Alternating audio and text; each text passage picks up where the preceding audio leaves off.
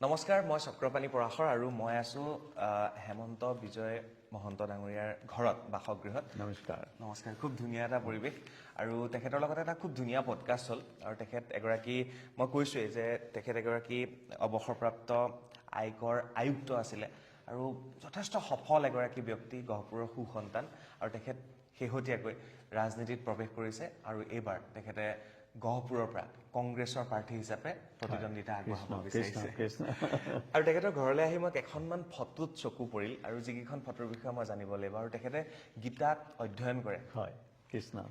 এই ফটোখন হয়, বিশ্বৰূপ আমাৰ ভগৱান শ্ৰীকৃষ্ণই অৰ্জুনক কুৰুক্ষেত্ৰত দেখুৱাইছে বিশ্বৰূপ। গোটেইখিনি দেখুৱাই যে তেওঁই অনাদি অনন্ত সকলো আৰু তেওঁ ইচ্ছা কৰিলে ইয়াত কুৰুক্ষেত্ৰ যুদ্ধ গোটেইখন দেখুৱাই দিছে যে দুৰ্যোধন ভীষ্ম সকলো মৰিলেই, তেখেতসকল অলৰেডি ডেড।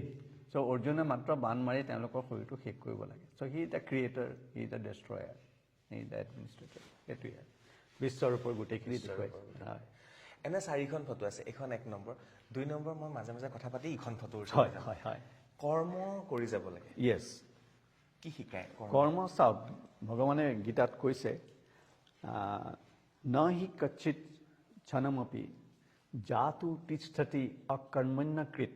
জাতু মানে শৰীৰ। শৰীৰ যাত্ৰা হি অপি চ ন প্ৰসিদ্ধ অকৰ্মণ্যে।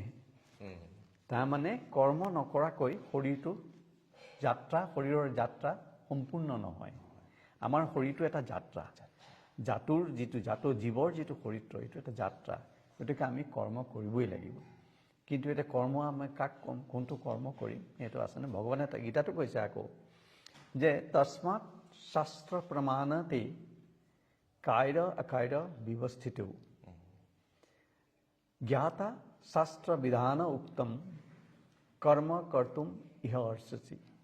তাৰমানে আমি শাস্ত্ৰ আৰু বিধানে যিখিনি কৰ্ম কয় তাত কাৰ্য আৰু অকাৰ্য কৈ দিছে শাস্ত্ৰ আৰু প্ৰমাণে। প্ৰমাণ মানে কোনোবা এজন সফল গুৰুৰ জীৱনৰ আদৰ্শই আমাৰ প্ৰমাণ। শাস্ত্ৰটো শাস্ত্ৰই। সেইখিনি জানি আমি কৰ্ম কৰি গ'লে, শাস্ত্ৰমতে কৰ্ম কৰি গ'লে আমাৰ কোনো ভুল নহয়। সেইটোৱে। আৰু এখন ফটোৰ যিখন অৰ্জুনৰ ৰথখন। গীতাৰ এইখনেই মেইন আৰু যে আমাৰ ইয়াতে গোটেই পাৰ্থ সাৰথি। তাৰমানে আমাৰ ভগৱান আমাৰ পৰমাত্মা হৈ আমাৰ শৰীৰটোৰ ভিতৰত সাৰথি হৈ আছে। আমাৰ শৰীৰটো এখন ৰথৰ নিচিনা। ইয়াৰ ইন্দ্ৰিয়সমূহ আমাৰ ঘোঁৰাৰ নিচিনা। সেই ইন্দ্ৰিয়সমূহৰ লেগামডাল যদি আমি ভগৱানৰ হাতত দিওঁ তেতিয়া ৰথখন সুন্দৰকৈ চলি যাব। গতিকে আমাৰ অন্তৰত ভগৱানৰ চিন্তা থাকিলে আমাৰ কৰ্মবোৰ কৰাৰ সুবিধা হৈ যায়। তাকে দেখুৱাইছে এই গোটেই ফটোখনত। ধুনীয়াকে বুজাই দিছে। আৰু এখন ফটো আছিলে, মোৰ খুব ভাল লাগিছে। এই ফটো কেইখন পাবলৈ নাই, বিচাৰি সংগ্ৰহ কৰিছে। এয়া হৈছে আমাৰ ভগৱানৰ কালীয় দমন। চাওক, ভগৱানৰ সেই ভাবি চাওক, এই সৰু শিশু ভগৱানৰ অনন্ত শক্তি তেওঁ গোকুলৰ শিশুসকলক দেখুৱাইছে, তেওঁ ভক্তসকলক। ইমান ডাঙৰ কালীয় এটাৰ ওপৰত তেওঁ নৃত্য কৰি আছে। সেই নৃত্য, ভগৱানৰ নৃত্য মানে কি? সৃষ্টি। ভগৱানৰ নৃত্য হ'ল সৃষ্টি, স্থিতি, প্ৰলয়। এই গোটেইখিনি ভগৱানে সেই কালীয় দমনৰ ওপৰৰ পৰা দেখুৱাইছে। আৰু তাৰ কাৰণে তেওঁৰ কোনো বয়সৰ কথা নাহে।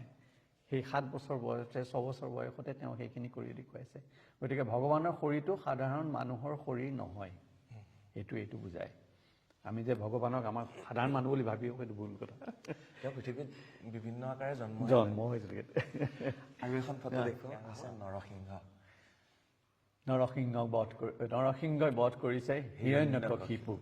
ইয়াত এই ফটোখনৰ এইটোৱেই ভাল লাগে, মোৰ সদায় ভাল লাগে যে যি ভগৱানৰ ভক্তক অত্যাচাৰ